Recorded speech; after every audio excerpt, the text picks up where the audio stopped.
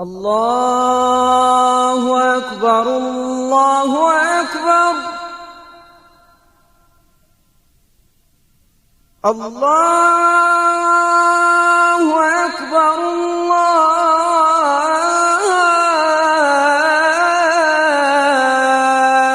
الله أكبر.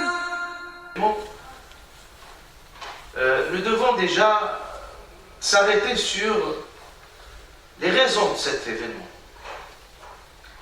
Il faut savoir qu'à un moment, à une période de la vie de notre prophète sallallahu alayhi wa sallam, il a traversé une période très très difficile, surtout quand il a perdu deux soutiens majeurs, à savoir sa femme Khadija radiallahu anha, qui l'a soutenu.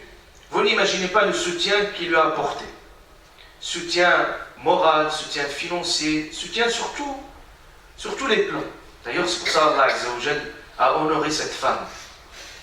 Il a honoré cette femme et le prophète n'a jamais oublié la faveur de cette femme, ce qu'il a pu faire pour lui et pour le message déjà de l'islam. Donc c'était un soutien. L'autre soutien, c'est son oncle, Abu Talib. Malgré qu'il n'était pas musulman, mais il avait de l'empathie, de la compassion, et il a voulu absolument soutenir le prophète sallallahu alayhi wa sallam dans sa mission. La perte de ces deux soutiens, c'était difficile. Donc ce qui fait, les Mécois vont profiter de ces moments de fragilité, et le prophète sallallahu alayhi wa sallam pensait énormément. Pensait à l'avenir, comment essayer de rebondir et toujours transmettre son message, son souci principal et premier. Et là, Allah Azza wa Jal, subhanahu wa ta'ala, qui va lui apporter un grand soutien moral. Et il va même l'inviter, une grande invitation, auprès de lui, subhanahu wa ta'ala. Et c'est là ce moment historique de l'ascension, où le prophète va faire ce voyage miraculeux. Voyage min al-Masjid al-Haram, de la mosquée sacrée jusqu'à la mosquée de l'Aqsa. Et puis Allah Azza wa Jal, il serait accompagné par l'ange Gabriel, et qui va le guider et l'accompagner tout au long de ce voyage. Et puis cet événement, c'était pas un événement, un cauchemar où le prophète a vu un rêve, pas du tout. C'était un voyage avec l'esprit et le corps. Sinon, Allah Ta'ala, quand il a commencé le verset de Surat al-Isra, il parle de gloire à celui qui a envoyé son prophète, qui était ce voyage nocturne, on l'appelle parce que il s'est passé la nuit. La gloire, quand on exprime une gloire, quand on dit Subhanallah, gloire à Dieu, c'est toujours dans les moments magiques, dans les moments impressionnants, dans les moments impressionnants. Et d'ailleurs, parce que cette Isra, si c'était juste un rêve, ça n'aurait pas toute la symbolique, ça n'aurait même pas, vous savez que cet événement-là, il a bousculé les consciences, au point que certains, ils ont renié même l'islam, au point que certains n'ont pas compris, ils se disaient qu'est-ce qu'il dit. Quand le prophète leur raconte ce qu'il a vu, ce qu'il a pu observer, tout le monde il disait, bon, ça c'est de la folie, c'est pas vrai, c'est invraisemblable, c'est impressionnant, personne ne croyait. Vous savez, c'était Siddiq qu'on appelait Abu Bakr, le véridique. C'est suite à cet événement, quand on lui a touché un mot, on lui a parlé, regarde ton ami, qu'est-ce qu'il dit, qu'est-ce qu'il raconte. Et puis l'homme dit, j'y crois fermement, je crois plus que cela. C'est vrai ce qui s'est passé. Et puis Allah Ta'ala dit ça dans le Coran clairement, que cet événement-là, c'était une fitna pour un nas.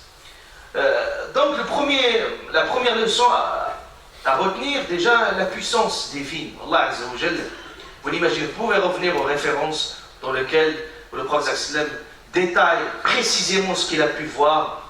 Il a pu voir pratiquement, c'est comme Allah Ta'ala lui a plié le monde entier, l'au-delà qu'il le voyait dans des événements très très importants. Vous voyez le paradis, vous voyez l'enfer, vous voyez tout ce qui se déroule dessus, en voyant des événements très très précis. Voilà, c'était très impressionnant.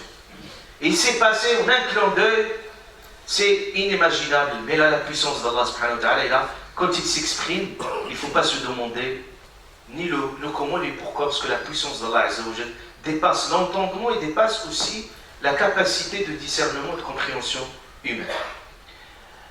L'autre événement, c'est que ça montre وهذا الحدث يدل على مكانة المسجد الأقصى.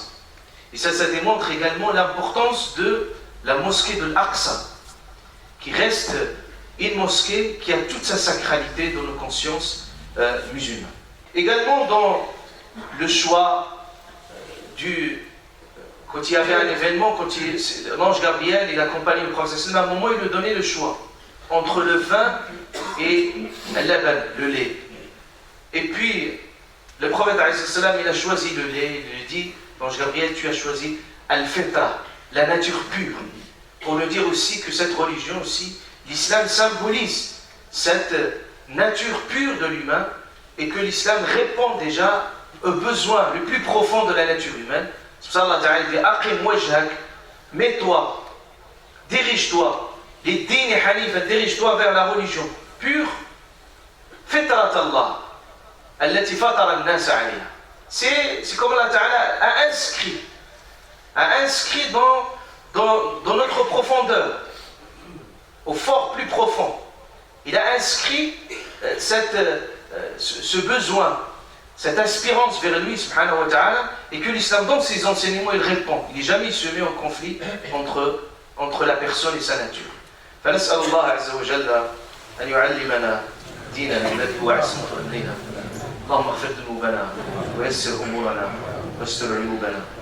اللهم احفظنا بحفظك واسترنا بسترك واكلأنا بعنايتك. آمين آمين. وصل اللهم وسلم وبارك على رحمتك وهداة العالمين سيدنا وحبيبنا ونبينا محمد وعلى آله وصحبه.